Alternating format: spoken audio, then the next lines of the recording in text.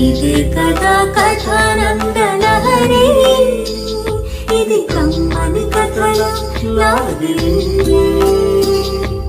కమ్మని కథల లాహిరి, ఇది కమ్మని కథల లాహిరి. కథానంద లహరి సమూహ సభ్యులకి నమస్కారం. ఇప్పుడు వినబోయే కథానిక శనిగాడు. రచన శ్రీ చిర్రావూరు మదన్ మోహన్. సమర్పణ బిట్రా గజగౌరి.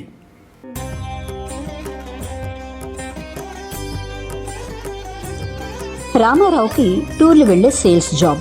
హైదరాబాద్ నుంచి వైజాగ్ వచ్చి వారం రోజులైంది. ఆ రోజు శనివారం. లాడ్జ్ రూమ్లో వీక్లీ సేల్స్ రిపోర్ట్లు, కలెక్షన్ల రిపోర్ట్లు రాయటం ఫినిష్ చేసి సాయంత్రం కొరియర్ ఆఫీస్కి వెళ్ళాడు.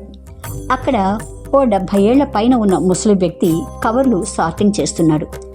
పరిచయమైన ముఖంలా ఉంది, కానీ అతని పేరు ఎక్కడ చూశానన్న జ్ఞాపకం రాల. ఎందుకు అతను తలెత్తి గడియారం వంక చూశాడు. ఆలోచిస్తున్న తనకి తన యూనివర్సిటీ రోజుల్లోని 2 పోస్ట్ మ్యాన్లలో ఒకరు అన్న జ్ఞాపకం వచ్చింది. ఆ ప్రయత్నంగా శనిగాడు అన్న మాట నోట్లో వచ్చి తమాయించుకున్నాడు రామారావు. అవి సెల్ ఫోన్లు, జీపేలు, మనీ ట్రాన్స్ఫర్లు లేని రోజులు. మేము యూనివర్సిటీలో పోస్ట్ గ్రాడ్యుయేషన్ చదువుకునే రోజులు. నెల మొదటి వారం అయితే చాలు, వాళ్ళ ఇళ్ల నుంచి స్టూడెంట్లకు మనీ ఆర్డర్లు వచ్చేవి. ఆ స్టూడెంట్స్ ముఖాలలో ఆనందం.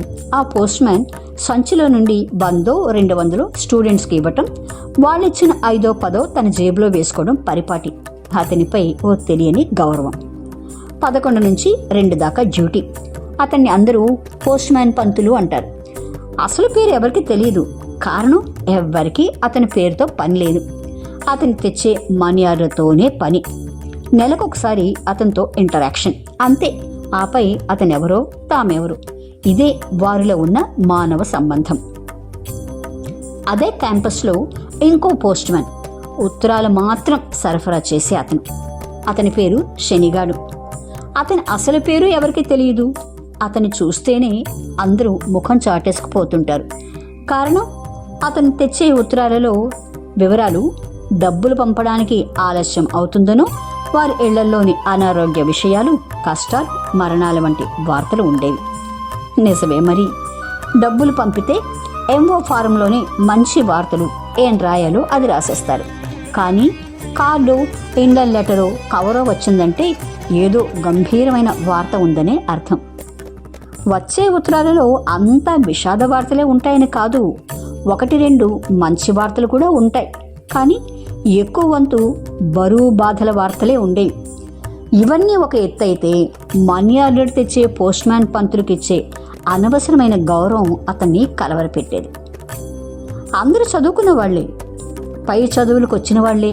ఆవేశం, ఎమోషనల్లో రీజనింగ్ ఉండదన్నట్టు ఈ 2 పోస్ట్ మ్యాన్ల మీద చూపే ఆ మాస్ రియాక్షన్ అతనికి వింతగానే ఉండేది.